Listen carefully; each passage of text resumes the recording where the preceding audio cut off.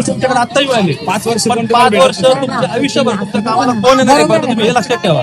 सगळ्यात महत्त्वाचं ते राहणार आहे म्हणणार येणार आहे. आणि प्रत्येकाला 3 मतदान करायचे. मामी नगराध्यक्ष त्यामध्ये अ आणि ब म्हणजे असं नाही की तुम्ही एक मतदान केलं तुम्हाला 3 मतदान करायचं. एक नगराध्यक्षाला करायचंय, एक लेडीज आणि एक महिला असे अ आणि ब त्या तिघांनाही मशालीला तुम्ही मतदान करा आणि त्यांना आशीर्वाद द्या. एक गरीब म्हणून, एक सर्वसामान्य म्हणून, कारण गरीबाला गरीबाची जाणीव असते, हिंदुळ्यांची, गोरगरिबांची.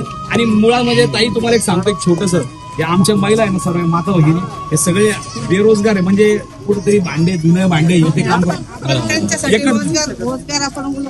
एक छोटीशी बैठक आपण उद्या परवा लावूया. महिलांना त्या ठिकाणी तुम्ही नगराध्यक्ष होणारच आहे.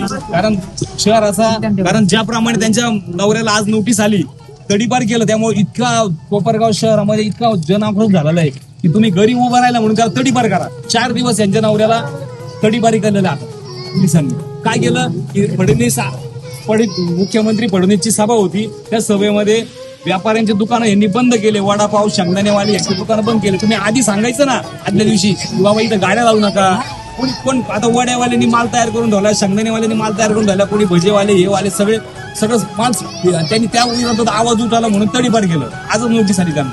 ही नोटीस पण आहे आपल्याला, नोटीस दाखवली असं. त्यामुळं तुम्हाला सांगतो सर्वसामान्य आहे, महिला आहेत, महिलांच्या रोजगारासंदर्भात ताई निश्चित नगराध्यक्ष झाल्यावर नक्की ते काहीतरी घरगुती रोजगार तुम्हाला उपलब्ध होईल. फक्त आपण दुसरे काळे बोलले दुसऱ्या लोकांसाठी शब्द देणार नाही तुम्हाला. मी 100% तुमच्यासाठी काम करून नाही केलं ना तुम्हाला घर पण माझं पुढं तुम्हाला गृहमंत्री अमित शहा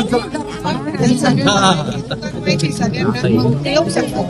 मी म्हणतो गृहमंत्री अमित शहा आले, केंद्रीय मंत्री अमित शहाचं नाव ऐकलं असं. त्यावेळेस पण आले, त्यावेळेस उचडलं, जेलमध्ये टाकलं. अरे म्हणजे जो आवाज उठवल काय करत त्याला जेलमध्ये टाकायचं काम करत. आवाज उठवायचा कोणी, जातीवाद करा, हे करा, हिंदू मुस्लिम मध्ये भांडणं लावा, हे लावा, ते लावा, हेच होत आलं सगळं.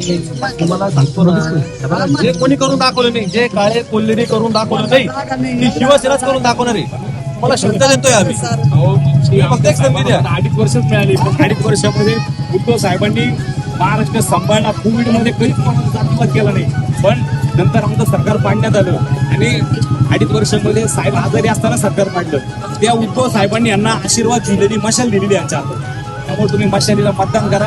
आशीर्वाद रुपये 2 तारखेला तुम्ही चुकलं, तुम्हाला 5 वर्ष तडतड करा.